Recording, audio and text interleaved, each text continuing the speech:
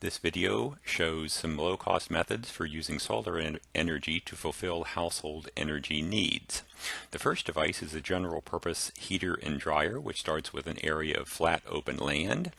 You put down 5 centimeters of loose insulation, such as straw, and then a layer of black plastic, as seen here. Then you put down the items you want to heat. Here we have two 20-liter buckets, one full, one 3/4 full, both with temperature loggers. You then put down a layer of clear plastic, as seen here, using rocks or bricks or logs to hold down the edges of the clear plastic. This forms an imperfect seal, but it's good enough to hold in the heat well enough. There are no lids on the top of the bucket other than the clear plastic itself. It's important to have the sunshine going down into the buckets. The secret to this is that the black plastic gets hot very quickly, sometimes over 100 degrees, and then the objects within get heated by the black plastic. Both buckets achieved nearly 60 degrees, though obviously the full bucket heats up more slowly. If you want to use preheated water for cooking, you can use the cooking pot itself. In this case, we heated 5 liters up to 70 degrees, again in the cooking pot itself. You can also dry corn or other grains while you're doing all these other tasks. Here is 3 kilograms of corn that was dried in 2 or 3 days. You can also dry firewood, as seen here.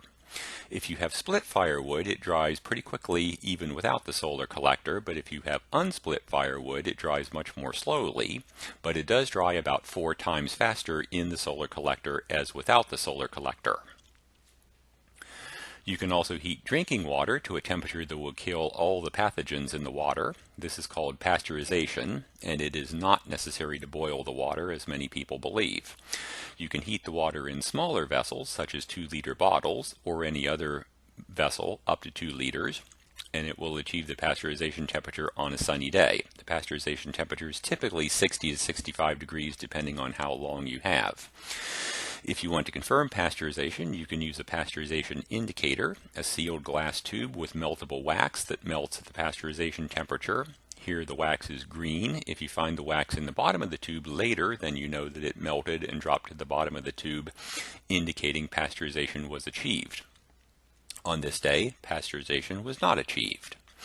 Finally, you can heat dry laundry to a temperature that will kill insect eggs using an arrangement like this. Here I have a triple thick stack of dry laundry on both the left and right with a temperature logger on each side. And the temperature loggers tell us that the required temperature, about 55 degrees, was easily achieved, even on this day that was mostly cloudy. If you're a little farther up the economic ladder and you have a little bit of money in piped cold water, you can use a simple solar device to get piped hot water. The design I'm going to show you is a proof of concept, not a final design, but it starts with again, flat surface with insulation on the ground, then a wooden frame, then a couple layers of plastic inside the wooden frame in 5 to 6 centimeters of water. I call this a solar puddle.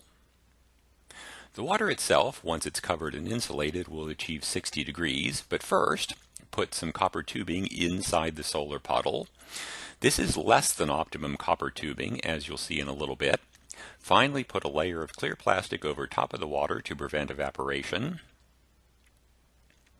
Then some wooden spacers, and another layer of clear plastic to form an insulating air gap. Again, the water can easily achieve 60 degrees or more with this arrangement of a solar puddle. Finally, when you start cold water flowing through the copper tube, it gets warmed to a temperature somewhere between the inlet temperature and the puddle temperature. Here, because the copper tube was short, the outlet temperature is only warm. Had the copper tube been twice as long, it would have been almost as warm as the puddle temperature. The puddle serves as both a collector and a storage basin, storage reservoir for the solar energy, and you can produce a lot of hot water this way. This is about 8 gallons in 4 minutes, and the temperature was remaining high at the outlet even after 8 gallons. For more information, contact me.